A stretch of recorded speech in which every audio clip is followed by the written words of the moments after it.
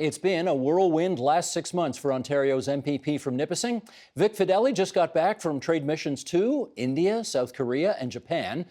But the most dramatic travel of the past half year was from his perch at the Ministry of Finance at the Frost Building on Queen's Park Crescent to the Ministry of Economic Development on Bay Street. Those offices are only one block apart, but that move sure captured a lot of attention. Here to review it all, Vic Fedeli, Ontario's Minister of Economic Development, Job Creation and Trade, and we welcome you back to TVO. Always a pleasure, Steve. Thank you. Should we talk about the longer trips first? The longer in distance? Perfect. Okay. There's a lot of cynicism nowadays about why politicians get on planes and travel. So tell us about why you thought these trips were useful and necessary. Well, we need to continue to make Ontario open for business and open for jobs, and that means open for trade. So I know that sounds like a bit of a slogan, but that really is in our DNA. We need to grow the province, and we need to do it through trade and through economic development. So it's very, very, very critical that we continue to have these trade missions. Why those three countries in particular?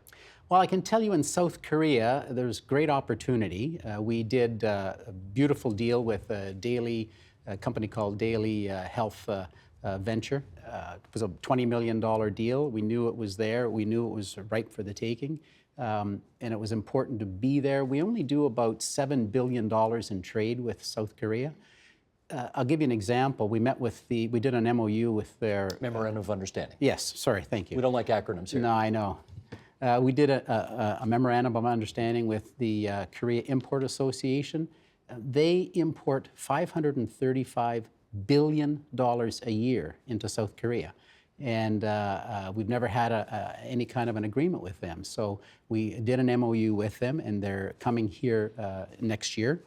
There's 8,000 members. This is a great opportunity for Ontario businesses. In Japan, we said thank you to Toyota.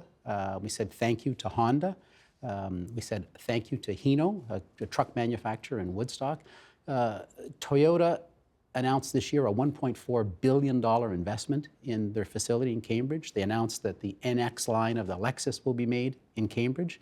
And they won the J.D. Power Platinum Award, making them the best car plant in the world. Not the best Toyota plant. The best car plant in the world is here in Ontario. So some of this is about keeping the customer satisfied. So we went to say thank you to them for their investment and congratulations. In India, this is the most amazing one now. Think about our trade with our largest trading partners, the U.S. We do $400 billion in U.S.-Ontario trade. Every year? Every year. India, country of 1.3 billion people, we ship 400 million. That's it. That's nothing. Our number one export is aircraft, so we're talking a couple of airplanes and we're done. And our number two export to India is scrap metal. And so, to me, that's a blank canvas that we should be filling that canvas with Ontario businesses shipping products. Well, let's talk about some of the paint you want to put on that canvas. And instead of the private sector, let's go to the public sector here, because I note that Seneca College, and we cover education pretty carefully here, Seneca has signed some memorandums of understanding with 4 post-secondary institutions in India. How will those relationships benefit the province of Ontario? Well, they'll end up with greater amount of students, as an example. They'll have expertise that is from Seneca over in those educational institutions in India, continuing to help fund the growth of Seneca. That's why it's going to be so important. We have 52,000 Indian students here in Ontario every year. That's where we're at this year. We like them because they pay way more than domestic students to go to school here. Very much so. And as Premier Ford, myself, other cabinet ministers, other MPPs travel the province, what we're hearing, one of the number one issues we're hearing from companies, we can't find people. And that's an absolute solid complaint. Even in the city of North Bay where I live, where my riding is and my office is, there are 420 unfilled jobs today. The Canadian Federation of Independent Business told us last year there were 400,000, more than 400,000 unfilled jobs. So we need people, we need immigration, we need students, One of the deals we signed in India was with VBDN Technologies. We've been working on this, engaged with them for months, and I know the people at the Economic Development Group in Kitchener-Waterloo area have been doing a fabulous job there as well. They're now going to locate in KW area and hire, the press release we said was 200. Their press release said 250 to 300 engineers, all masters, all PhDs. So this is really important that we continue our educational links. Let me do one more on India, because they did announce they want to spend $1.5 trillion over the next 5 years on infrastructure. Yeah. Does the government of Ontario make a target saying, here's the piece of that action that we think we can get? Absolutely. So how much of that do you want to get? Well, we brought 12, I should say, companies with us on this trip, and the 12 of them had 150 business-to-business meetings. So just to put a finer point to that infrastructure, if you think about this now, there's 30 people in India every minute that move from rural to urban. 30 a minute. That's 16 million a year. And what that translates to in English is that India will need to build a city the size of Ottawa every single month till 2050. To accommodate that growth. To accommodate that growth. Wow. So here we are in Ontario, experts in infrastructure. It's a blank canvas. There is so much work. These companies came back just thrilled with the prospects. They were architectural engineers, they were engineering firms. This is just a huge opportunity.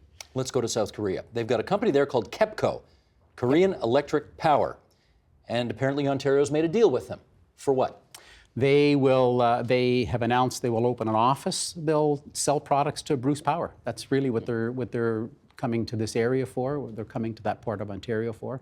They'll open an office there, and I think that's great news for Bruce Power to have yet another supplier. Contribute to our nuclear capabilities somehow? They will absolutely do that. They will absolutely be integral. We met them in South Korea. We met with KEPCO, and we had been working with them for quite some time, and knew that when we get back that they would make the announcement when we got home. Here's a question for our hog farmers in Ontario. Do they still like our pork in Japan?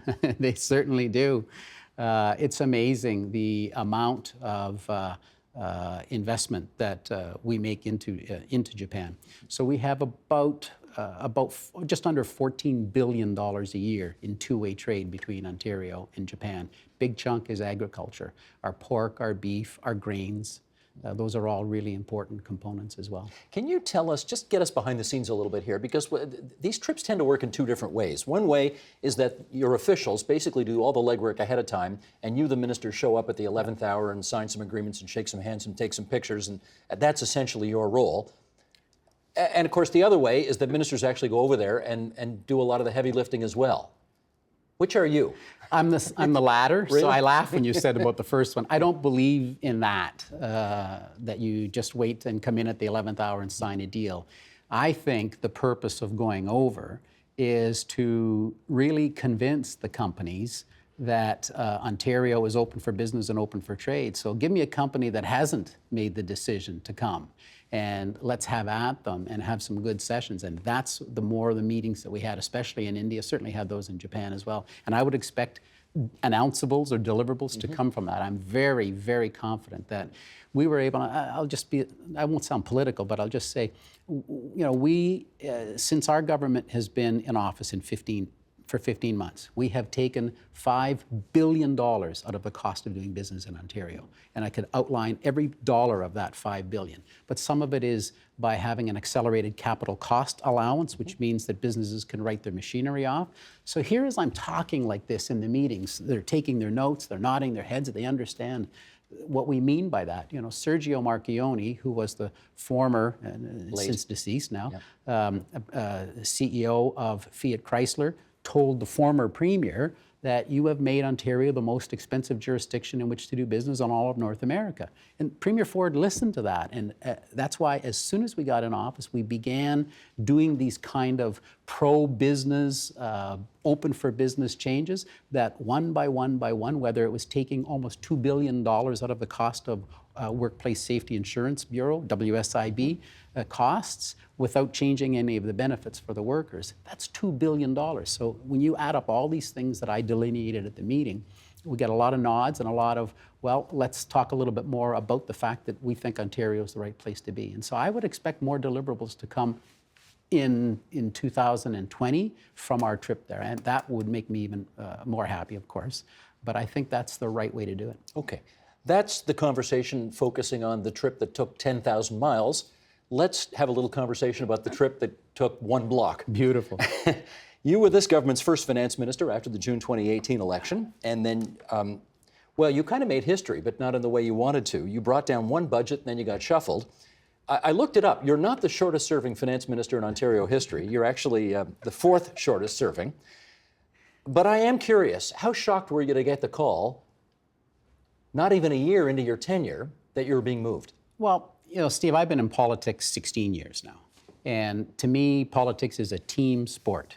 And I know when I was mayor of the city of North Bay that we treated it as a team sport. And I think Premier Ford treats this the same way. He's the coach, and every once in a while, the coach would adjust his lineup. That's the way I look at it. He said to me, you know, in his vernacular, buddy, we need jobs created in Ontario. You're my best sales guy. I need a sales guy in that job. And I said, yes, sir. You know, the expression, I serve at the pleasure of the Premier, that's the expression, but that's what he said to me. And it's his exact words were, buddy, you're my best sales guy. I need you there. I get that, but you had expected and hoped, I think, to be the star running back for quarterback Ford for 6 years or so, and then suddenly you get put out to, you know, tight end or wide receiver or something. It's still a great job, but it's not the star running back. Well, that's got to hurt a little bit. I like what I'm doing. You know, when I was elected as mayor of the city of North Bay, the very first week I created the Mayor's Office of Economic Development. I love that. I'm a sales guy. I am a sales guy. The Premier is a sales guy. You know, we sit together, we talk about these things. You know, he and I are two of the people in our caucus and our cabinet that would know what it's like to get a phone call at 7:30 on a Friday morning from a banker saying, how are you going to make your payroll today? Like, we're business people. We understand that. I get that, but you're also a politician, and I want to know which expletive deleted you used when whoever it was that made the phone call to you. Was it the Premier who called you? I can tell you what I said to the Premier was thank you, I look forward to it, and let me get at work. You didn't say, oh, you got to be out of your effing... You didn't say that? No, I did not Really? say that. Look, I'm a lifelong entrepreneur. I'm a business person, and as I say, when I was mayor of the city of North Bay, I formed the Mayor's Office of Economic Development. I love that. I live for that. I'm well-traveled. I've been to almost 100 countries in my life. I knew that this was going to be, as a Minister of Trade, a perfect role for me as well. And the Premier saw that, and he said, I need a sales guy there, and I'm ready for it. And I've jumped into this role, and I'm loving every second of it. And I think we're delivering results for the people of Ontario. I really believe that. Do you find yourself having to sort of stop yourself from offering advice to your successor, Rod Phillips? At the risk of sounding like a broken record, it is a team sport, and we all play a valuable role in those discussions, whether it's finance or transportation. We sit at a big cabinet table. And speaking of sitting, I do notice in the legislature, you still sit beside the Premier. Yes. Which is where the finance minister usually sits. You're not the finance minister, but you're still sitting beside the Premier. Was that part of the deal? No, there was no deal. So why are you still there? When I got into work, that's where my nameplate is, and that's where I sit. I never asked for it. I never requested anything like that. That's the Premier's choice. You know, so much of we don't make a big thing about that, to be honest, Steve. I would be more interested or more concerned about where I stood on issues than where I sat in the ledge, to be honest. Okay. The one budget you did bring in, for a bunch of reasons, I'm not exactly totally sure what a lot of them were, but for a bunch of reasons didn't get great reviews. And, you know, the Toronto Sun is normally very friendly to the government of Ontario, this government of Ontario, but here's what Brian Lilly wrote in the Toronto Sun on Budget Day. He said, Ontario's PC government tabled a budget on Thursday that is anything but conservative. Education spending is up 11%, and health spending increases by more than 5% compared to last year's Liberal plan. Total spending is up by $5 billion total over the Liberals. The Ford government is increasing spending and doing it at a rate well above that of inflation. The government doesn't plan to balance the books for another 5 years. That is something we would have expected from the Win Liberals. To be honest, this is not what Ford's voters wanted. We're transforming our government today, Vic Fedeli insisted on Thursday. I wish, Brian Lilly writes, I wish that were the case. Let's pick that apart a bit. How shocked were you at the reaction to the one budget you brought in? Well, I don't spend a lot of time, to be perfectly honest, I don't spend a lot of time worrying about those details. I know what was in the budget. What I can say in defense of what he's listed there, the $5 billion more in spending, that's absolutely incorrect.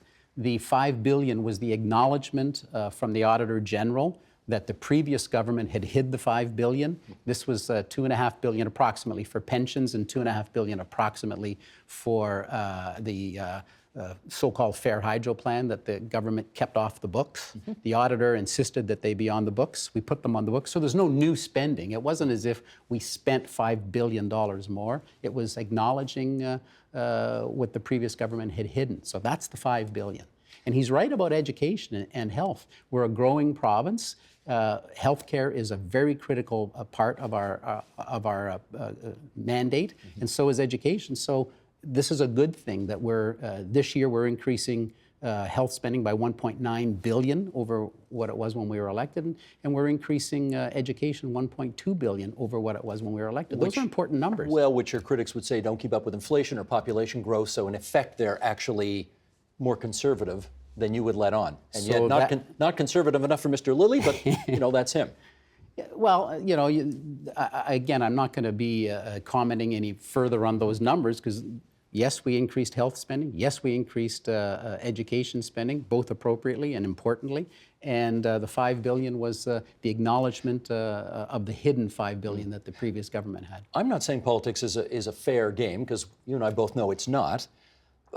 But somehow there was a narrative that developed and got baked in about the budget that you brought in that said it was a turkey and it cost Ford a lot of popularity points. Do you know why that happened? Well, I think over the course of time, I think you see today that the Premier has listened. He's paid attention to the people of Ontario. And, I think if you ask the people in the street today, the 256,200 of them who are working today, who weren't working 15 months ago, I think you would find that they're pretty happy. Do you think, one of the things that we found quite intriguing about this government is that the Ford government got as unpopular as the Win government in 1 year that it took the Win government 3 years to become. How do you plan to turn that around? Well, I know that, as I said earlier, the Premier, he's listening. I know that we're making the investments in the economy that are important. We're putting people to work. I think that's the real end of the day. So we've got another 2.5 years on our mandate, and I know that as we continue to make Ontario open for business, the business community will continue to hire and people will have jobs, and I think that's a really important part of it. For me, in economic development, it will be all about the metrics. This is where the business people like the Premier and myself, entrepreneurs like us, will say, what did you do last week? What are the numbers this week? Where are you going next week? What do you expect from it? And so as we continue with those metrics, I would suggest that you're going to see companies continue to make investments in Ontario. And I think that's what will satisfy the people, is that they have a job. If he shuffles you out of this job in less than a year, are you finally going to swear at him? Well, I know that, as I say, it is a team sport, and it's certainly the coach that made that changes the lineup, and I think. I think that we're really hitting our stride in Ontario. I think the fact that so many people are working today, the fact that we're making investments in healthcare, making investments in education, $25.5 billion investment in transportation, that's unprecedented. So we're seeing Premier Ford doing the things in Ontario that have needed to be done for so long that we're not done. Let me ask you one last question, and that is, Melissa Lantsman, who ran your war room in the last election, had this great line, which is, the Premier is a bull who brings his own china shop with him. But he seems different lately. Do you think he's a different guy now? Yeah. And if so, how? Well, as you pointed out, I sit beside him. We talk all the time. He phones frequently, or I'll call him. We have good conversations mostly about the economy and mostly what's happening. And I said to him the other night, it was either last night or the night before when he called, and I said, I'm really proud of you, by the way. You've really risen to the challenge that has been created nationally, and somebody had to, and Premier Ford is the person that did that. And I think he's being acknowledged for that. I think he's being recognized for that. Right across the country, they look up to the fact that he is being the premier of the largest province and really trying to tie the country together and doing a great job of it. That's Vic Fedeli. He is the Minister of Economic Development, Job Creation and Trade and the MPP for Nipissing, and we're always grateful for your visits here at our studio. Always a pleasure. Thank you. Thank you.